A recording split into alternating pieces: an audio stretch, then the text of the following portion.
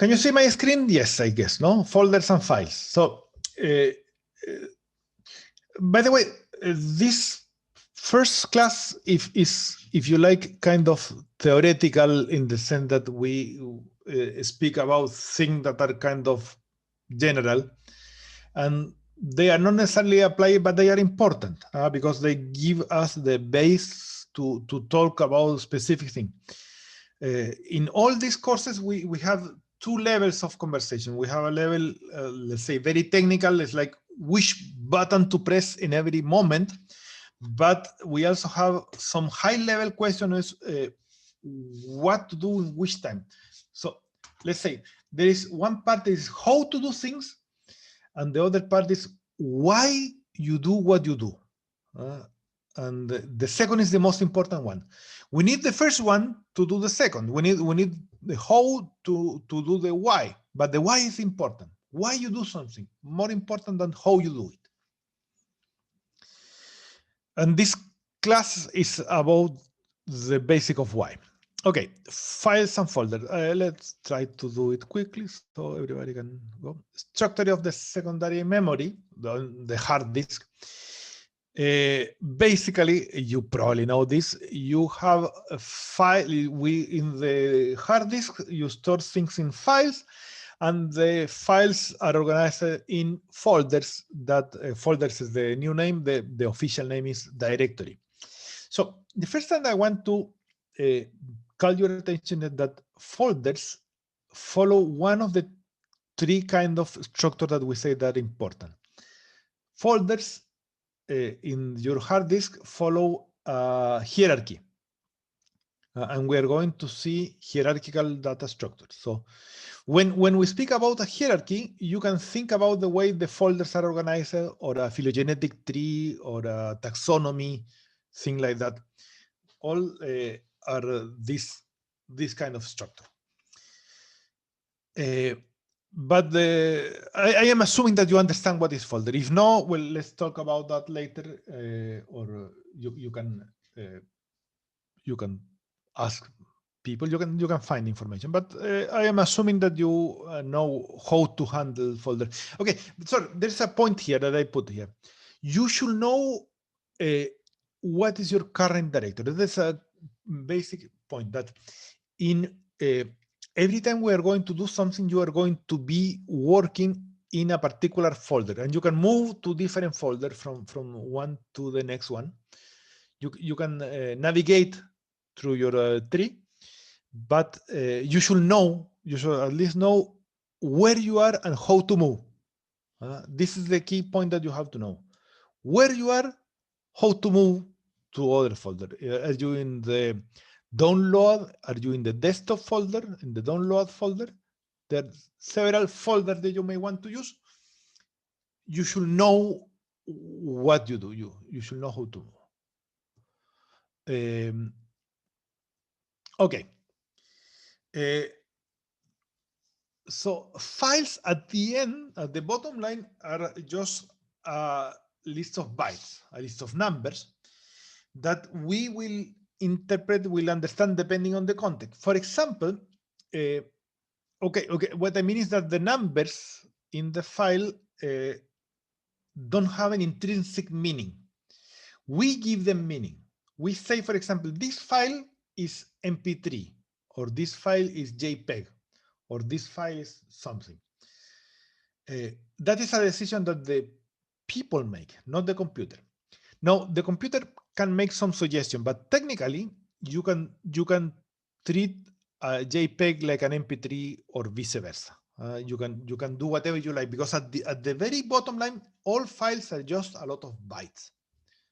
So I can open any file in my computer and I can see what is inside.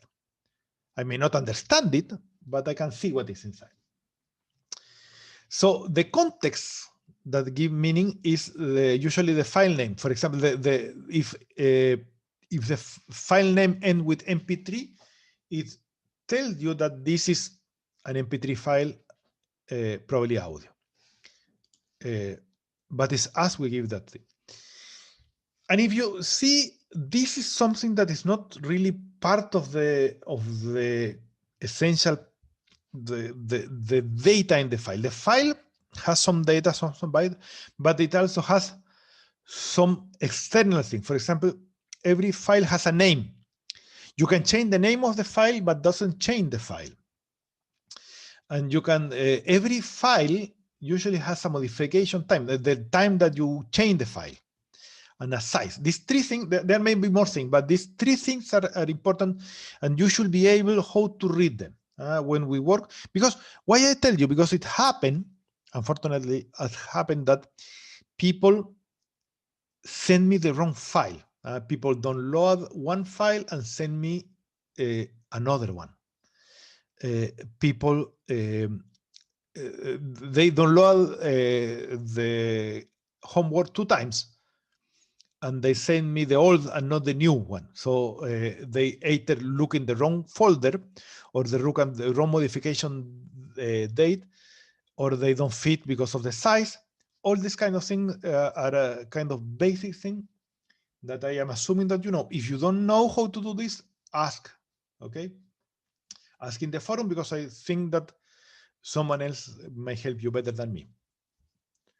But make sure that you know how to move inside the hard disk and how to see what is the name, time, and size of your files.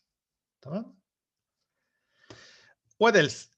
File name. Files have names, and the names are words. I mean, the words in the sense that it's something that you can read. Technically, it's a list of characters or a string. These are the technical name. Typically, the file name can be very long. In old times, this is something historical, but it explains many things. In the old Windows, file names were limited to 8 letters plus 3 of extension.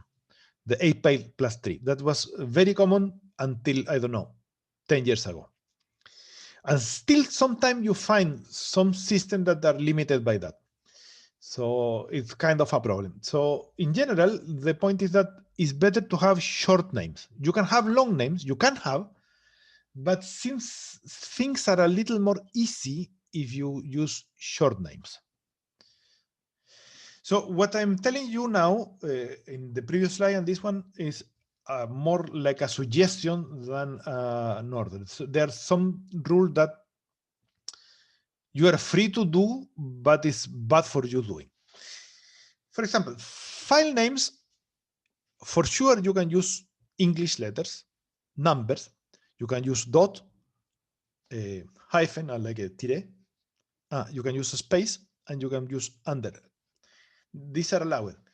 These symbols are not allowed in a name. Your file name cannot include slash, colon, plus, pipe, less than, star, greater than, double quote, and single quote.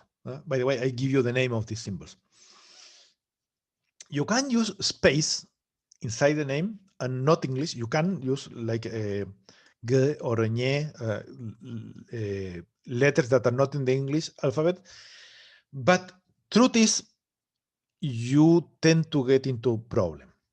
There is an unfortunate problem that happened. If you use Windows and you write your name with Turkish letters, or I mean non-American letters, it can be Spanish letters, and you use R, sometimes you get in problem. If you use something that is not window, if you don't use American letters and you use something that is not R, no problem. But if your computer, when you create your account, you make your name in Turkish, you may run into problems.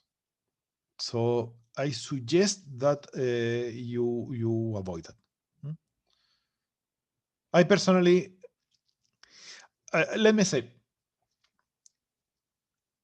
Americans make many crazy ideas. They speak in Fahrenheit and miles, and they are very crazy. But there's something that I accept because it's practical. I mean, I think they are bad ideas, but it is better to follow them.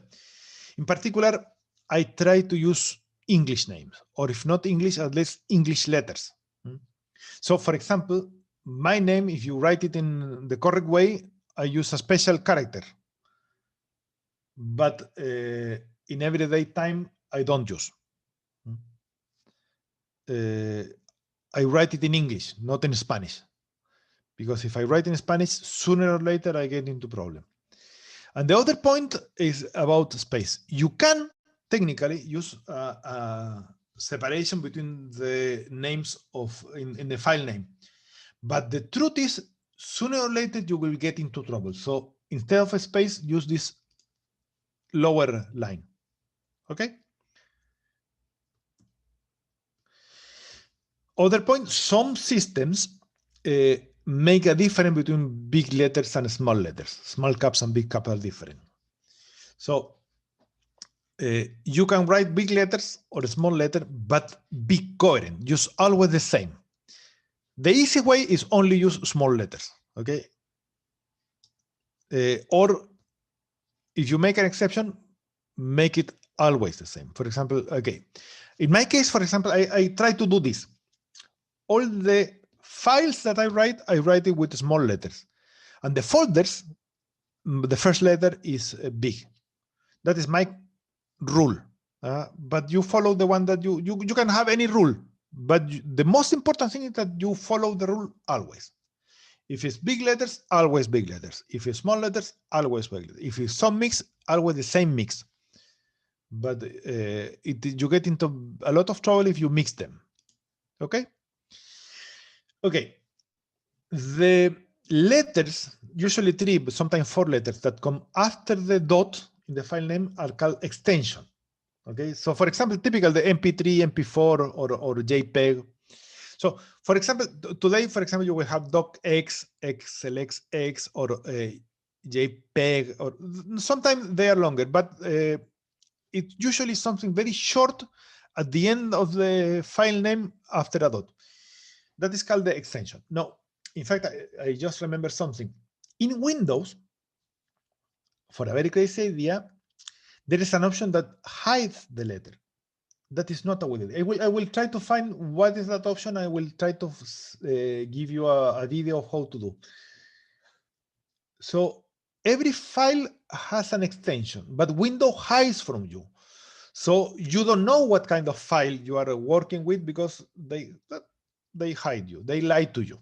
So you should be aware that files have an extension, but you may not see them.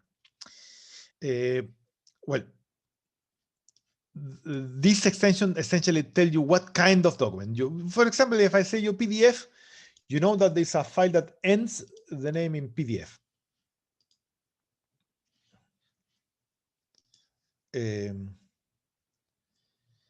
So, well, just be aware of the extension, okay? Okay, last point, and this is super important. This is, if you have to keep one thing from today, is this. There are 2 kinds of files that this is a practical distinction. Text files and binary files. Most files are binary files. Binary essentially means that they have numbers that we don't know what they are. Pictures, sounds, movies, all these are binary files. Text files have text, something that we can read, like you read a document. Okay? In molecular biology, the most important files are text files. In fact, more than molecular biology. In any data situation, text files are the most essential thing. And this is a big problem. Just, I will not give name, but I had a big discussion with a colleague. They were working in some kind of bacteria, and they sent me not text file with data. That is always a problem. So text files are for data. That is a basic point. So let me show you. This is a binary file. With my computer, I can open and I show every byte. You see, and some bytes are correspond to the letter 7, to the letter this brace. So bottom line here, we have no idea what is happening here. It is not at all clear. By the way, this is a JPEG. This is a picture. If you see byte by byte, you cannot understand. In contrast, if I open a text file, this byte is an I, an N, B, so you can read it. This is the definition of a text file. A text file is a file that you open, you see every byte, and every byte you can read it in English, in Turkish, or any human language. Okay, that is the basic difference, and it's super important that you know when you are working with text file. Most of the file that we work are text file, and everybody that do things on science know what is text file. Okay, binary files, as I show you, they were hard to read, are only for computer. You cannot understand them without a computer. So if I take a JPEG, for example, or take a MP3 or something like that, and I try to read it, I don't understand it unless I open with the program. So I need an MP3 player or a picture or a movie player, something. Most of, not all, but most of the program, let's say Word, for example, Microsoft Word, are made by a private company. And the company, in this case, Microsoft, are the owners of the format. And if they change their policy, you cannot read your data. That happened, believe me, because it happened to me. Let me say you, I've been using computers for more than 40 years. And I have some files that I wrote, 40 years ago, 35 years ago, let's say. 35 years ago, I wrote some files, and I have them somewhere. I cannot read them. Even if the memory is still there, the data is there, I cannot read because they are in binary, and I don't have the program. The program doesn't work anymore. The new version of the program don't read the old one. Even in the same company, Microsoft Word change format. I mean, I don't know what in the future, but every, let's say, 8 years, they have a new format. So I have a Word file in 95, let's say, in Windows 95. And then in 2005, I was not able to read my 95. And today I cannot read the 2005 because they changed the format, even if the same company.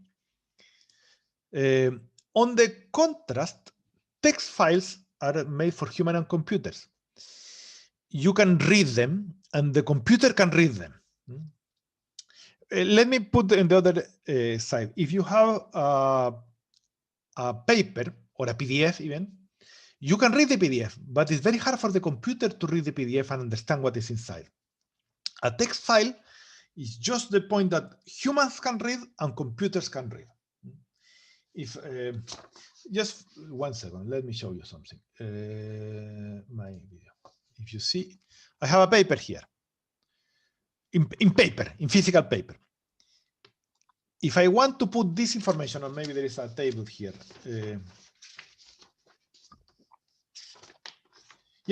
This, for example, this paper has a table. If I want to put this table in the computer, how I do that? It is super hard. I have to scan it or type it, and it a lot of possibility of error. So if instead of that, I have it in a digital format, I can read it immediately. Text file is the way to go. So it will be important for us to know when you are using text file and not. Other point, text files are forever. Text files are free. You have nothing to pay. You can do whatever you want with them. Free, because be careful, in English, free has two meanings, which in Turkish are different. One is about freedom, and the other is about money. Okay, text files are free in both sense. You don't pay, and you can do whatever you like. Now, the second point, and this is super important, they never get obsolete. I have just this example. If you follow this link, you can do if you want, and you can see that the program uses 50 years ago for sending people to the moon is still available. You can, if you are interested, you can download that code and you can read what people were doing 50 years ago, and you can even simulate. You can make your own lunar module and use this program. It still works. So text files are forever. Word files are not text files. Super important. Word is not text file. So that is why we don't use Word for data. So you shall not use Microsoft Word to handle data. And that was my discussion with my colleague. They sent me a Word file with data. No, don't use Microsoft Word to handle data. Data should be ideally in text files. Okay. Word is for writing the paper, or maybe even not. But if you have to use Word, use it for writing the paper, not for doing the analysis. Word is for writing letters. Let's say Word is for lawyers, okay, not for scientists, okay? Something that are important, that in text file, you don't have any style. You don't have bold letter or italic letters. We will handle that later. They don't have figures. We'll handle that. But it's a very simple idea. 1 byte, 1 letter. Now, this I will show you a table. This is not super important, but it's just to know an idea. The basic standard, since it was invented by the American, they invented the American code for an English letter, and it's basically this. So, for example, the number 0 is represented with the number 48. Okay, you have the 40 and the 8.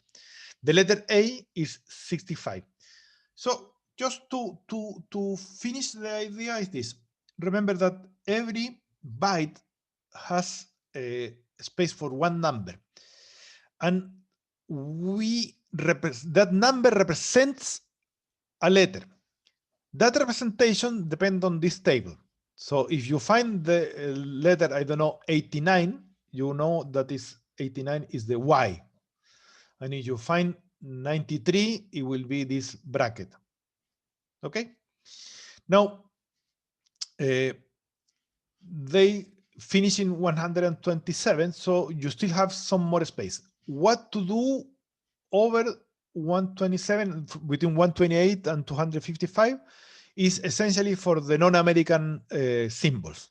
Okay? There are many details that I'm not telling you now, but the basic idea is 1 byte, 1 letter. There is a table that is kind of automatic. So if this number, we look at it like a letter, sometimes we can understand, like we say here, if it's a text file, we can read it. If it's a binary file, we cannot read it. We need something else. We need a program to read them. Text file, we can read directly, and they are super, super cool. Okay? If you want to learn more, I will give you these links. If you want to read more, it's always good to be informed. And I open for questions.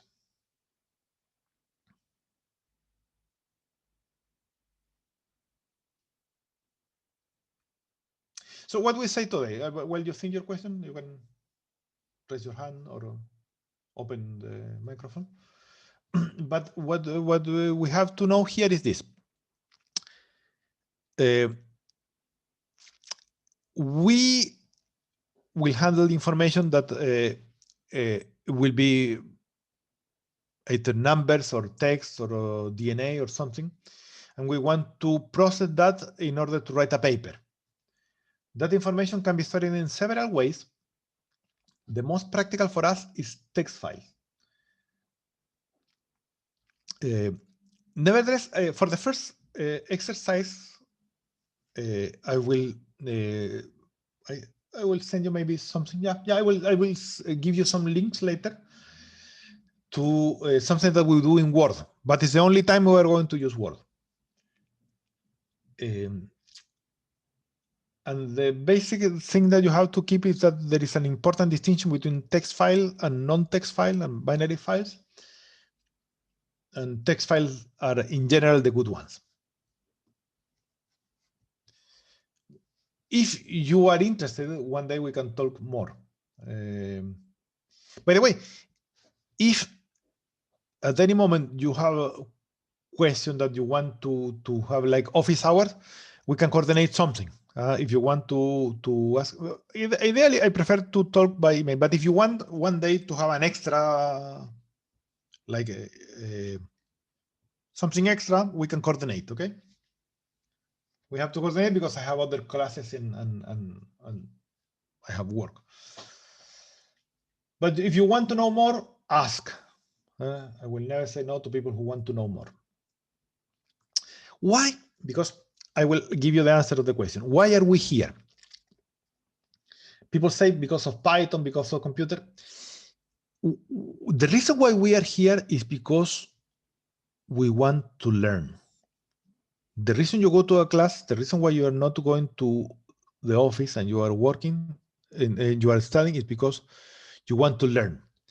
Not to study, but to learn, to know something. So studying is a way to learn, but it's not the only way to learn. Learning is something that happened to you.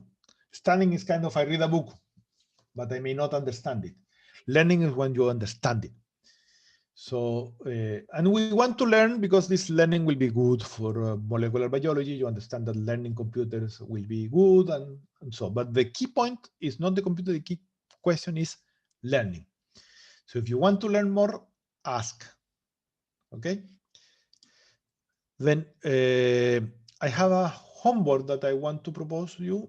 In fact, it's not a homework that I will evaluate, but it's work that you should do at home. We will use R, as some of you asked. So in this, by the way, the slides are in the homepage. Well, I will put the links also here. So here are the links that you have to follow. And these are videos that you can see how to install this thing if you use Windows. And if you use it, if you did this course before, you have to know that there is a new version that just appeared. We normally have R3. There is a new thing called R4 that is not exactly the same as before. And it is 99% the same, of course, but it's better that we start with the modern version. Okay? So I will, of course, not evaluate, but, and we probably need it not for this week or for the next week. We have some time, a couple of weeks for doing this. But you make sure that you have this system working in your computer, okay? Because there may be problems. So don't wait until the last minute. And now to finish the survey, I have to authorize you the survey. Let's see, where is the survey?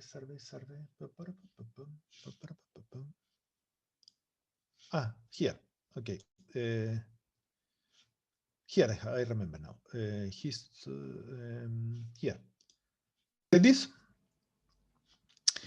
You have to put your email address. Put first the same email that you put in the forum. Hopefully, I mean, put the email that you really use. Okay, because I'm going to send email here. In the forum, you should have put the same. And here you have to put the student number and put your real student number. Write your name, and here please don't say Alex. Give full name. Don't say Atakan. Say something that I can know. I mean your full name. Okay. And there are several questions. The one that are marked with the star, you have to answer.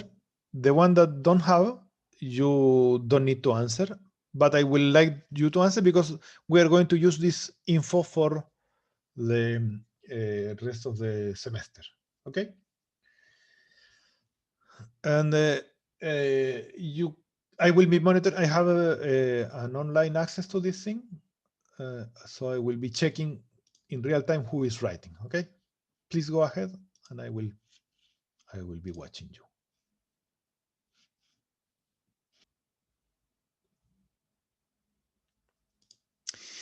In general, I think I will try to give you a lot of reference to videos by other people.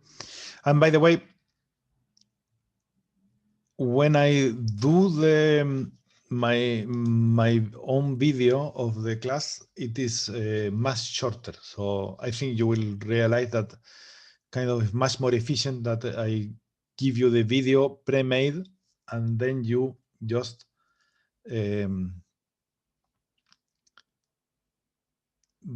look at your own pace. Of course, when I do the video, you cannot ask questions in real time, but you can eventually you can ask me questions online, or you save the question for the class. So in general, what will happen in the long term is that I'm not going to talk so much.